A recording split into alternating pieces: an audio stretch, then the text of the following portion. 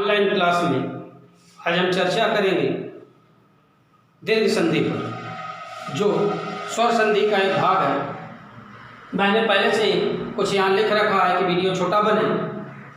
आइए देखते हैं दीर्घ संधि। दीर्घ संधि सूत्र होता है अक सवर्णे दीर्घ। अक सवर्णे दीर्घ का तात्पर्य यहाँ नीचे मैं आपको स्पष्ट करूंगा। अक का तात्पर्य होता है अक प्रत्याहार। अक प्रत्याहार में 5 वर्ण आते हैं अ, इ, उ, री, लृ। लृ को मैंने क्रॉस किया हुआ है इसलिए कि लृ का कोई उदाहरण नहीं मिलता है। हमें 4 ही वर्णों का, 4 ही अक्षरों का नियम पढ़ना होता है दीर्घ संधि में। सूत्र कहता है अक, जो अक है यानी अक का अ, इ, उ, री, इन 4 वर्णों का जो सवर्ण होता है, या तो वही वर्ण या उसी के प्रकार का वर्ण, उसका बड़ा रूप, वह दोनों मिल करके दीर्घ हो जाता है।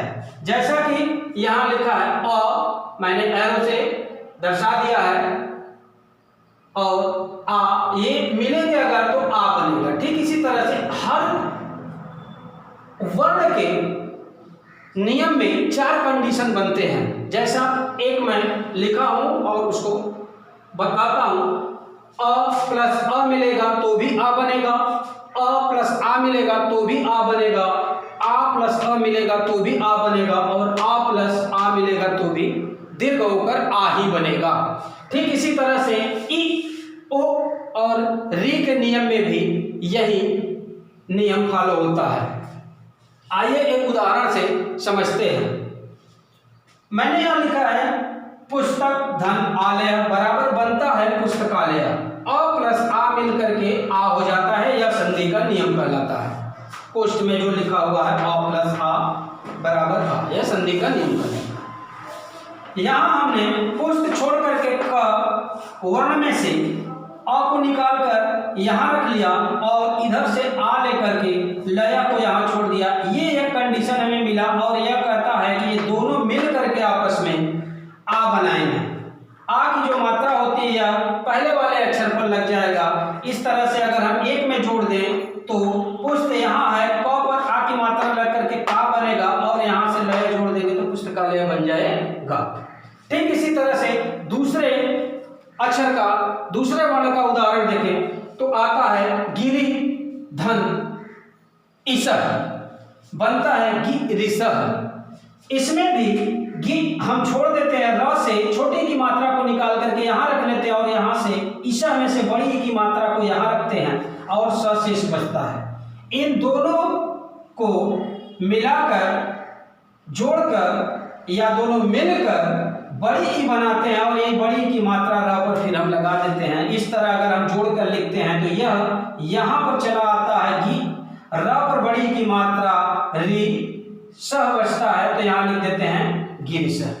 ठीक इसी तरह से आगे 2 वर्णों का एक एक उदाहरण देखते हैं।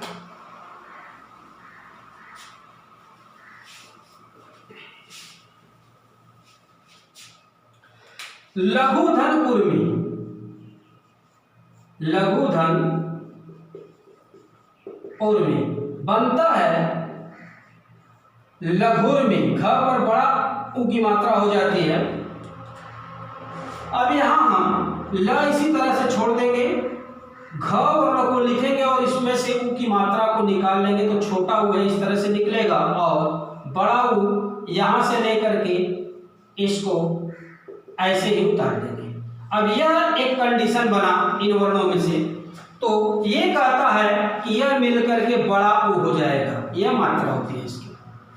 अब यहाँ ल और घ पर यह बड़ा उ की मात्रा हम लगा करके लिख देंगे तो हो जाएगा घु, म यहाँ उतार करके इस पर की मात्राओं को लिख देते हैं लघुर्मी।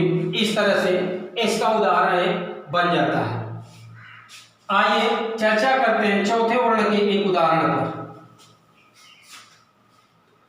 चौथे वर्ण का उदाहरण पितृ धन ऋणम बनता है पितृणम, दीर्घ हो जाता है। यह होगा रे प्लस रे बराबर बड़ी री की मात्रा। कैसे बनेगा? अब यहां हम P इस तरह से छोड़ेंगे और तो को आधा जब करेंगे यानी इस संज्ञक कर देंगे तो री निकल जाएगा यहां पर, री प्लस री, यहां रम छोड़ देंगे। ये दोनों मिलकर के नियम कहता है कि दीर्घ हो जाएंगे तो यहां बड़ी री बन जाएगी, मात्रा यह होती है। और पुनः उसी तरह जैसे पूर्व उदाहरण में हमने आपको बतलाया है ठीक उसी प्रकार से इसको जोड़ देंगे तो हो जाएगा पितृणम। इस तरह से यह संधि का उदाहरण स्पष्ट होता है। एक बार फिर से समरी तौर पर हम देखते हैं कि दीर्घ संधि में सूत्र होता है अक सवर्ण दीर्घ। जो अक का सवर्ण होता है, अक है क्या? अक प्रत्याहार है, जो कि आपके सामने मैं लिखा हूं। अक में 4 वर्णों के नियम हमें पढ़ने अ, इ, ओ, रे। इसका जो सवर्ण होता है यह मिल करके आपस में दीर्घ हो जाता है यानी बड़ा वर्ण हो जाता है। जैसा कि सभी वर्णों के नियम में 4 कंडीशन बनेंगे, जिसमें से मैं एक का पहले का अ का मैं यहाँ लिखा हुआ हूँ कि अ प्लस अ होगा तो आ होगा, अ प्लस आ होगा तो भी आ बनेगा, आ प्लस अ होगा तो आ बनेगा, आ प्लस आ होगा तो भी आ बनेगा। ठीक। और यहाँ उदाहरण हमने पुस्तकालय का आपको बतलाया, गिरिशा का बतलाया और लघुर्म का बतलाया। एक उदाहरण मैं लास्ट वाले का अभी यहाँ पर लिखा हुआ हूँ, इरेज नहीं किया हुआ है। तो पितृ हो गया, धनृणम हो गया, पितृणम बनता है री और री मिल करके बड़ी री बन जाती है।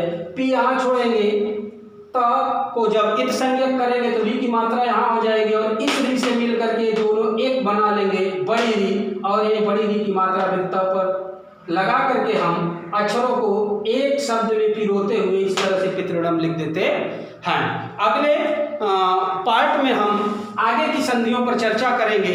तब तक के लिए शुभम मंगलम।